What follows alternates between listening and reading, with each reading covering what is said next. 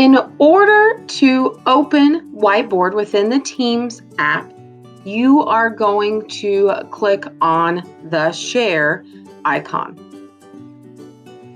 When you open that up, you're going to see the desktop, Windows, PowerPoint, and then the Whiteboard app. Go ahead and click on it. You have a couple of options for the Whiteboard app. Notice that you can open it in the desktop app. If you don't have it, you can download it at this time. You can also click on and use it within Teams. If you don't click on anything, it's automatically going to open up in Microsoft Teams. Now, it is not as powerful in Teams.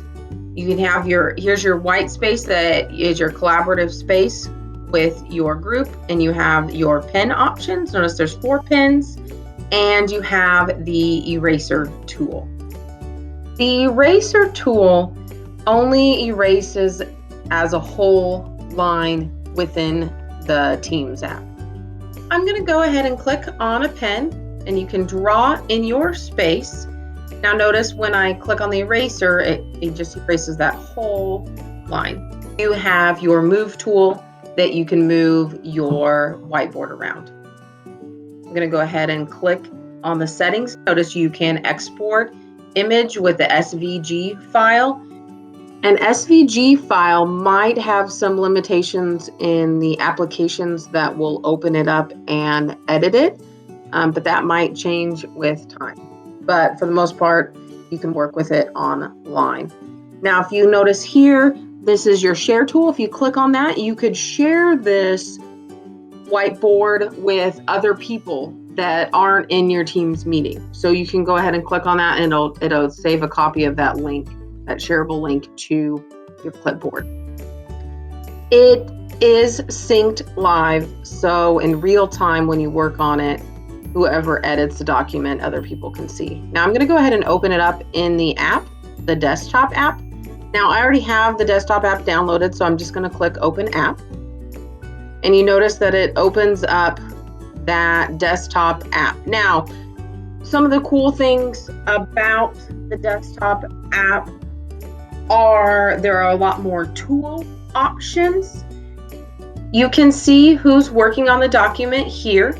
You can also, if you look at the blue icon and click on it, you can invite others to work on the whiteboard as well. Now you can click here on the people, and you can see the roster of people that it is shared with and who all can work on it. Now, when you work in time, you can actually see the little icons of people working on the document, and you can tell who else is working on it. You can see the arrows in there that the teacher drew, and then you can see the writing of the students and how their initials show up as they write. In the desktop app, you have more options with your pens. You also have a highlighter tool, your eraser tool still, ruler, a lasso tool to select, and your undo and redo buttons. Once you've selected your pen and you click on it a second time, you're going to have more options pop up, and you can change the size of your pen. And so over here on the right, you see the circles. You're just going to select size by clicking on those.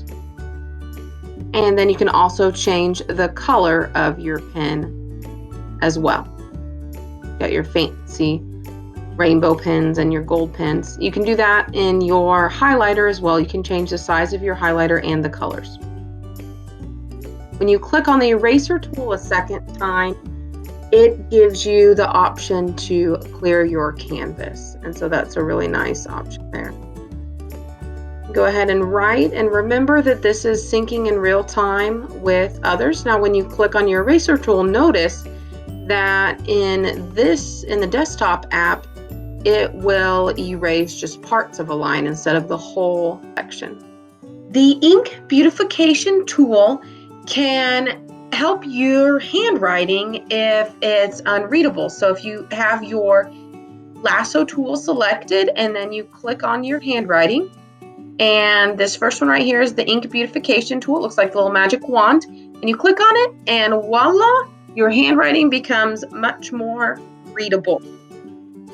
The lasso tool also allows you to do other things. So if I click on it, I can make it bigger, I can change it, I can change the color of my pen, I can copy, delete, and a few other options. You can bring in your ruler by clicking on your tool down here on the toolbar, and to turn it, you're going to use 2 fingers on your touch screen. And so I can change my angle. You can also use it to look at angles a little bit and think about what degree an angle would be. So I'm going to line this up with my beginning of my line, and then I can notice it's 1, 2, 3, 4, 5, 6.5 inches or 6.5 units. So I can put 6.5 inches, and then I could go in and measure all of my other units. Or if I wanted to see, oh, what angle is this? I can see that this is a 46-degree angle. I can click on my done inking blue check mark to go ahead and see my other tools. I have my tool here to bring up my pens again.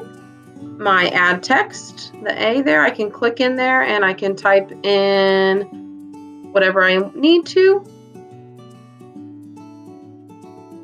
I can highlight it and I can copy and paste and select the text, do all sorts of things in there. Cut, copy, paste, delete.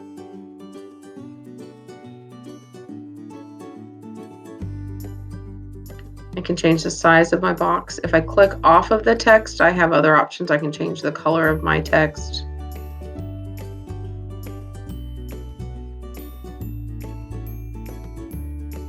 Edit my text, all those things.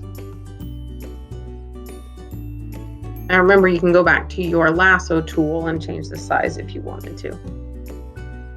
There's sticky notes that you can add. You can click on it and add sticky notes, so you can leave notes to each other, and there's a couple options in there that you can do. Write in a question that you want the students to answer. You can insert images, so the library images are from your computer. You can insert Bing images, which is an internet search, and it's going to search Bing for pictures. You can also insert pictures from your camera. You can use your insert menu, so you're going to click on the plus. You can add in a note grid, and you can type in there, so maybe you want to do it to a specific student or person. You can type in their name, you can click add note, and it's going to pull in a sticky note. And so maybe you want to tell them to make sure to write in complete sentences. Or if you want to add in more notes, you can click on the add note and you could type in something else to them as well. Notice you have your little editing options. You could even change the color of the sticky note. If you wanted to, I can go back in here. I can do different things with that one as well. On my more options, one of them is an immersive reader. So if I click on it, if you have used the immersive reader tool with students in the past in any Microsoft tool, it's going to be extremely similar. So they could even click on the play button. It will read the words aloud to you. So it's really cool. The immersive reader and the other learning tools that are in here you can do a lot of things with them. Click on the insert and list, and you can assign tasks. So if you have a group working on things, you can click in and type in the tasks and even assign them by putting in a name to specific people. You can do templates, and the templates are pretty cool. You could maybe do like a brainstorming one. One of the things I like about the brainstorming template here, it has some norms or expectations, some etiquette. while you're brainstorming, and you can type in, click in, and then type in. Any of these are editable. There is if you scroll down for ways, some of these are more business minded, but some of these might apply to your classrooms depending on how you have everything set up. There's a KWL chart.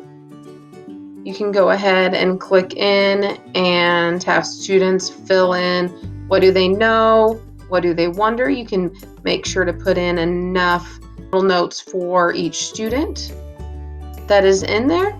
You can add stickers, PDFs, Word documents, PowerPoint documents. So basically these bottom three are you're pulling in something and you can write on top of it. It's not like you can actually live work in the document.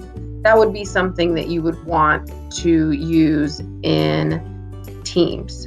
You click on it, if it's multiple pages, you can insert individual pages or all of them, and then you can write over the top of whatever document it is that you added.